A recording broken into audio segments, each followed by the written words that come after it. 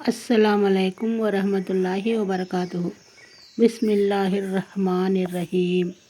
نبی کریم صلی اللہ علیہ وسلم کے سیرت کے حوالے سے ہم صلی اللہ علیہ وسلم کے بارے میں جان رہے ہیں۔ آج ہم مکی دور شروعات کر رہے ہیں۔ نبوت و دعوت کا مکی دور۔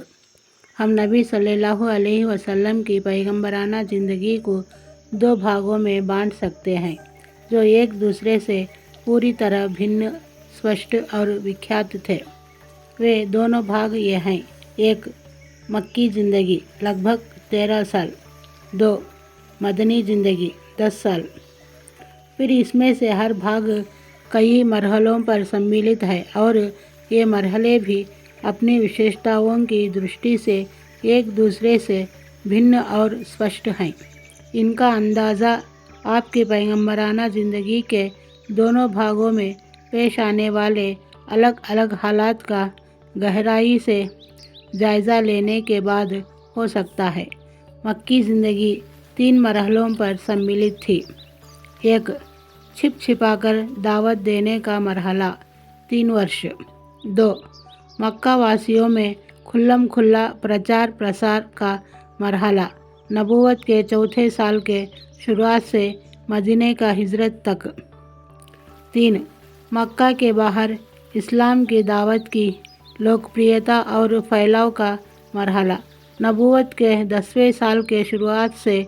یہ مرحلہ مدنی دور کو بھی شامل ہے اور نبی صلی اللہ علیہ وسلم کی زندگی کے آخر تک پھیلا ہوا ہے۔ مدنی زندگی کے مرحلے کا بیان اپنی جگہ پر آ رہا ہے۔ نبوت و رسالت کی چھاؤں میں۔ حرا کی غار میں۔ اللہ کے رسول صلی اللہ علیہ وسلم کی عمر جب 40 برس کے قریب ہو چلی اور اس بیچ آپ کی اب تک کی زندگی نے قوم سے آپ کی سوچ اور وچار کی دوری بہت بڑھا دی تھی تو آپ کو تنہائی بہت پسند رہنے لگی۔ چنانچہ آپ ستو اور پانی لے کر مکہ سے کوئی 2 کلومیٹر دور حرا پہاڑ کی ایک غار میں جا رہے تھے۔ یہاں ایک چھوٹی سی غار ہے جس کی لمبائی 4 گز اور چوڑائی پونے 2 گز ہے۔ یہ نیچے کی اور گہری نہیں ہے بلکہ ایک چھوٹے سے راستے کے بغل میں اوپر کی چٹانوں کے آپس میں ملنے سے ایک گوتل کی شکل میں ہوئی ہے۔ آپ پورے رمضان اس غار میں ٹھہرتے، اللہ کی عبادت کرتے، سرشٹی اور ان کی انیک وستوؤں پر چنتن منن کرتے۔ آپ کو اپنی قوم کے لاچار پوچھ، شرک بھرے عقیدے اور اندھ وشواس وچاروں پر تنک بھر اطمینان نہ تھا، لیکن آپ کے سامنے کوئی اسپشٹ راستہ، نشچت طریقہ اور عطیوں سے ہٹی ہوئی کوئی ایسی راہ نہ تھی جس پر آپ اطمینان اور سکون کے ساتھ آگے بڑھ سکتے تھے۔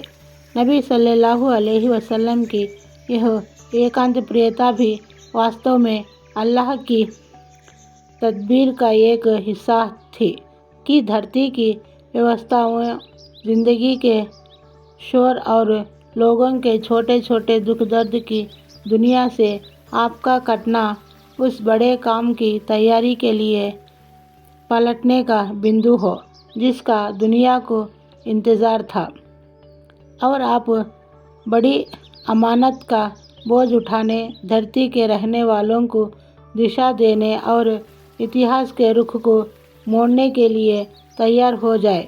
اللہ نے رسالت کی ذمہ داری ڈالنے سے 3 سال پہلے آپ کے لیے ایکانت پریتا طے کر دی۔ آپ ایکانت میں 1 ماہ تک سرشٹی کی سوچھند آتما کے ساتھ یاترا کرتے رہتے اور اس وجود کے پیچھے چھپے ہوئے اندیکھے کے بھیتر چنتن کرتے تاکہ جب اللہ کا حکم ہو تو اس اندیکھے کے ساتھ تال میل اٹھانے کے لیے مشتعل رہیں۔ جبریل وہی لاتے ہیں۔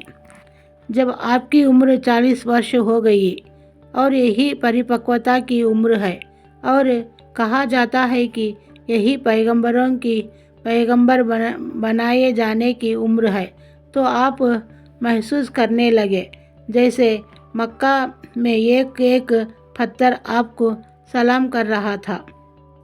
ساتھ ہی آپ کو سچے سپنے بھی نظر آنے لگے۔ آپ جو بھی سپنا دیکھتے وہ صبح کے اجالے کی طرح پرکٹ ہوتا۔ اس دشا پر 6 ماہ کی مدت بیت گئی، جو نبوت کی مدت کا 46واں حصہ ہے، اور نبوت کی کل مدت 23 برس ہے۔ اس کے بعد جب ہیرا میں ایکانت واس کا 3واں برس آیا تو اللہ نے چاہا کہ دھرتی کے بسنے والوں پر اس کی رحمت کی ورشا ہو، چنانچہ اس نے آپ کو نبوت کا پد دیا اور حضرت جبرائیل علیہ السلام قرآن مجید کی کچھ آیتیں لے کر آپ کے پاس تشریف لائے۔ وحی کا شروعات طریقہ، دن اور مہینہ، تمام گھٹناؤں پر بھرپور نگاہ ڈال کر حضرت جبرائیل علیہ السلام کے آنے کی اس گھٹنا کی تاریخ نشچت کی جا سکتی ہے۔ ہماری کھوج کے انوسار یہ گھٹنا رمضان کی 21ویں تاریخ کو سوموار کی رات میں ہوئی۔ اس دن اگست کی 10 تاریخ تھی اور 610 عیسوی تھی۔ چاند کے حساب سے نبی صلی اللہ علیہ وسلم کی عمر 40 برس 6 مہینے 12 دن اور عیسوی حساب سے 39 سال 3 مہینے 22 دن تھی۔ آئیے اب تنک حضرت عائشہ رضی اللہ کی زبانی اس گھٹنا کا وورن سنیں، جو نبوت کا آرمبھ بندو تھا اور جس سے کفر اور گمراہیوں کی اندھیریاں چھٹتی چلی گئیں، یہاں تک کہ زندگی کی رفتار بدل گئی اور اتہاس کا رخ پلٹ گیا۔ حضرت عائشہ رضی اللہ عنہا فرماتی ہیں کہ اللہ کے رسول صلی اللہ علیہ وسلم پر وحی کی شروعات نیند میں اچھے سپنے سے ہوئی۔ آپ جو بھی سپنے دیکھتے تھے وہ صبح کے اجالے کی طرح اسپشٹ ہوتا تھا۔ پھر آپ کو اکیلے پن اچھا لگنے لگا، چنانچہ آپ ہیرا کی گفا میں ایکانت واس کرنے لگے اور کئی رات گھر واپس آئے بنا عبادت میں لگے رہتے۔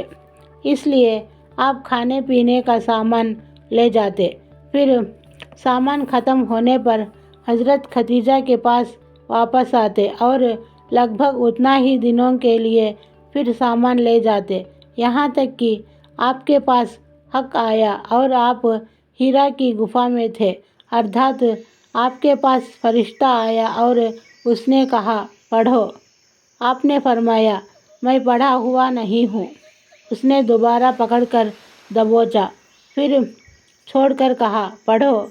میں نے پھر کہا میں پڑھا ہوا نہیں ہوں۔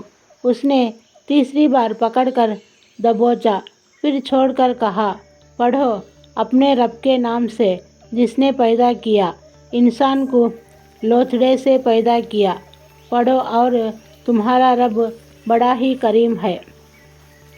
ان آیتوں کے ساتھ اللہ کے رسول صلی اللہ علیہ وسلم پلٹے۔ آپ کا دل دھک دھک کر رہا تھا۔ حضرت خدیجہ بنت خویلد کے پاس تشریف لائے اور فرمایا مجھے چادر اڑا دو، مجھے چادر اڑا دو۔ انہوں نے آپ کو چادر اڑا دی، یہاں تک کہ ڈر جاتا رہا۔ اس کے بعد آپ نے حضرت خدیجہ رضی اللہ عنہا کو گھٹنا کی سوچنا دیتے ہوئے فرمایا یہ مجھے کیا ہو گیا ہے، مجھے تو اپنی جان کا ڈر لگتا ہے۔ حضرت خدیجہ رضی اللہ عنہا نے کہا قطعی طور پر نہیں، خدا کی قسم آپ کو اللہ رسوا نہ کرے گا۔ آپ ناطے داروں سے رشتے جوڑتے ہیں، بے سہاروں کا سہارا بنتے ہیں، ضرورت مندوں کی ضرورت پوری کرتے ہیں، مہمانوں کا ستکار کرتے ہیں اور परेशानियों में काम आते हैं। इसके बाद हज़रत खदीजा रज़ी अल्लाह अन्हा आपको अपने चचेरे भाई वर्खा बिन नुफैल बिन असद बिन अब्दुल उज्जा के पास ले गई। वर्खा अज्ञानता युग में ईसाई हो गए थे और इब्रानी में लिखना जानते थे। चुनाचे इब्रानी भाषा में खुदा की तौफीक के मुताबिक इंजील लिखते थे। उस वक्त बहुत बूढ़े और अंधे हो चुके थे। उनसे हज़रत खदीजा रज़ी अल्लाह अन्हा ने कहा, भाईजान, आप अपने भतीजे की बात सुनो। वर्खा ने कहा, भतीजे, तुम क्या देखते हो? अल्लाह के रसूल सल्लल्लाहु अलैहि वसल्लम ने जो कुछ देखा बयान फरमा दिया। इस पर वर्खा ने कहा, आपसे कहा, यह तो वही नामूस पवित्र आत्मा है जिसे अल्लाह ने मूसा पर उतारा था। काश उस वक्त मैं ताकतवर होता, काश मैं उस वक्त जिंदा होता जब आपकी कौम आपको निकाल देगी। अल्लाह के रसूल सल्लल्लाहु अलैहि वसल्लम ने फरमाया, अच्छा, तो क्या ये लोग मुझे निकाल देंगे? वर्खा ने कहा, हाँ, जब भी कोई आदमी इस तरह का पैगाम लाया जैसा तुम लाए हो तो उससे ज़रूर दुश्मनी की गई, और अगर मैंने तुम्हारा समय पा लिया तो तुम्हारी ज़बरदस्त मदद करूँगा। इसके बाद वर्खा का जल्द ही देहांत हो गया और वही रुक गई। वहीं पर रोक रही यह बात कि वही कितने दिनों तक बंद रही, तो इस सिलसिले में इब्ने साद ने इब्ने अब्बास रज़ी अल्लाह अन्हु से एक रिवायत नकल की है, जिसका सार यह है कि यह रोक कुछ दिनों के लिए थी और सारे पहलुओं पर नज़र डालने के बाद यही बात ज़्यादा यकीनी मालूम होती है। और यह जो मशहूर है कि वहीं पर रोक 3 या 2.5 साल तक रही, तो बिल्कुल सही नहीं। रिवायतें और विद्वानों की राय पर नज़र डालने के बाद मैं एक विचित्र नतीजे पर पहुंचा हूँ, जिसका उल्लेख किसी विद्वान ने यहाँ नहीं है। इसका स्पष्टीकरण यह है कि रिवायतों और विद्वानों के कथनों से मालूम होता है कि आप सल्लल्लाहु अलैहि वसल्लम हीरा की गुफा में हर साल 1 महीना तशरीफ़ रखते थे और यह रमज़ान का महीना हुआ करता था। यह काम आपने नबूवत के 3 साल पहले से शुरू किया था और नबूवत के साथ इस काम का आखिरी साल था। फिर रमज़ान के ख़त्मे के साथ हीरा में आपका ठहरना ख़त्म हो जाता था और आप सुबह को यानी पहली शव्वाल की सुबह को घर वापस आ जाते थे।